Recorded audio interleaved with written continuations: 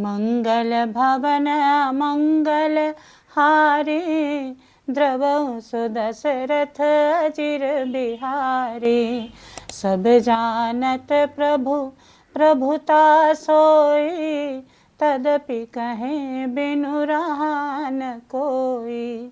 तहाँ वेद अस कारण राखा, भजन प्रभाउ भांति बहु भाखा।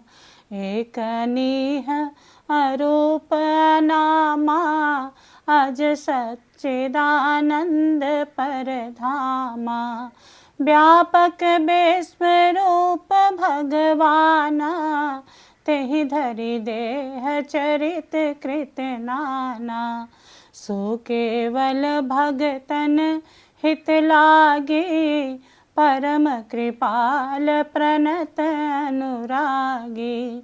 जेहि जन पर ममता ति छोहु, जेहि करुणा करि कीन्ह न कोहु। कई बहोर गरीब निवाजु, सरल सबल साहिब रघुराजु। बुध बर नहीं हरि जस अस जानी, करहि पुनीत सुफल निज बानी। तेहि बल मैं रघुपति गुण गाथा, कहिहु नाई राम पद माथा। मुनिन्ह प्रथम हरि कीरति गाई, तेहि मग चलत सुगम मोहि भाई। अति अपार जय सरित बर, जो नृप से तो कराहे। चढ़ी पिपीली कऊ परम लघु, बिनु श्रम पारहि जाए। चढ़ी पिपीली कऊ परम लघु, बिनु श्रम पारहि जाए।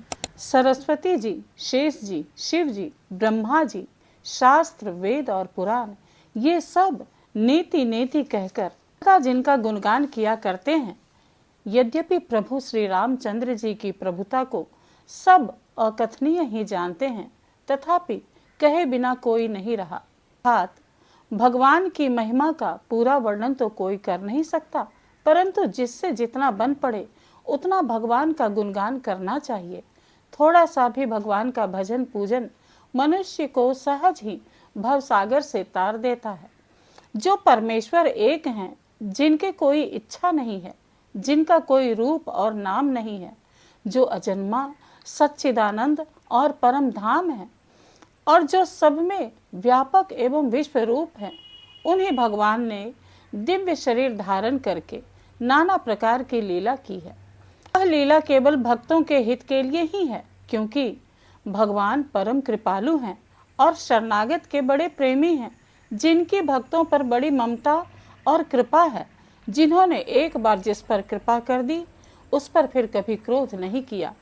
वे प्रभु श्री रघुनाथ जी गई हुई वस्तु को पुनः प्राप्त कराने वाले दीन बंधु, सरल स्वभाव, सर्वशक्तिमान और सबके स्वामी हैं।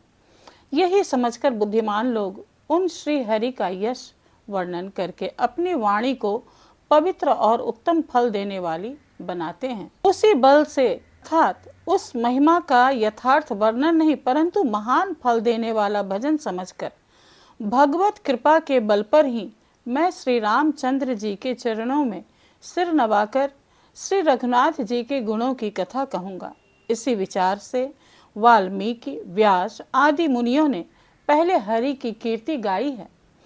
हे भाई, उसी मार्ग पर चलना मेरे लिए सुगम होगा जो अत्यंत बड़ी श्रेष्ठ नदियां हैं। यदि राजा उन पर पुल बंधा देता है, जो अत्यंत बड़ी श्रेष्ठ नदियां हैं, यदि राजा उन पर पुल बंधा देता है, तो अत्यंत छोटी चींटियां भी उन पर चढ़कर बिना ही परिश्रम के पार चली जाती हैं। इसी प्रकार मुनियों के वर्णन के सहारे मैं भी श्री रामचरित्र का वर्णन सहज ही कर सकूंगा।